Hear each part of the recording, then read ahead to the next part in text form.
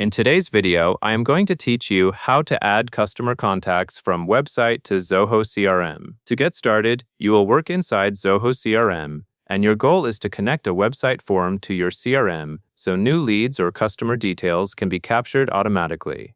This is especially helpful when you want information to arrive in your system without manual copying and pasting. First, go to Setup. In the Zoho CRM interface, Setup is where you control configuration options for your account. When you open Setup, you are essentially entering the area where you can manage communication channels and data capture settings. Take a moment to locate the Setup menu in the top area of your screen or within the main navigation, then click it to continue. Next, inside Setup, go to Channels. Channels is the section that focuses on how information comes into your CRM from different sources. This might include things like forms, web requests, or other entry points.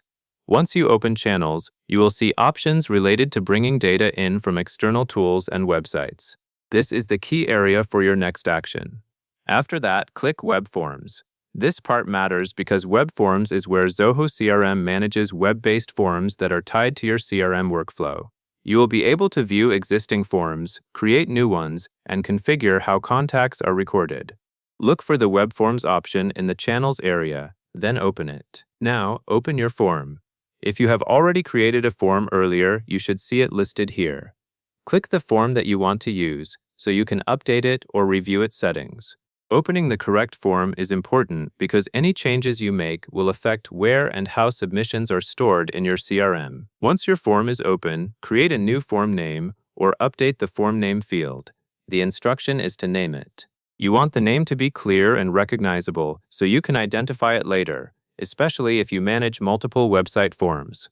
A good practice is to use a name that reflects what the form collects or where it is used, such as the purpose or the website section. After you enter the name, double-check that it matches what you intend to track.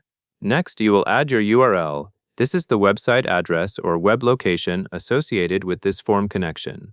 In the form configuration, there is typically a field where you paste the URL so that Zoho knows which page or source the web form is connected to.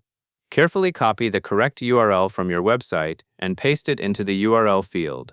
Make sure there are no extra spaces before or after the link, because that can cause issues when Zoho tries to validate or recognize it. After you enter the URL, save your changes. Saving is the step that actually stores the configuration, so it remains active. Look for the Save button at the bottom or top of the form settings area, then click Save.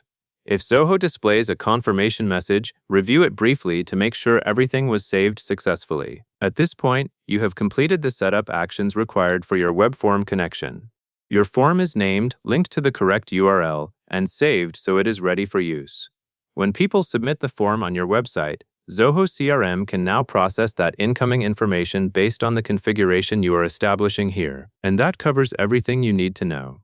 And that is all there is to it.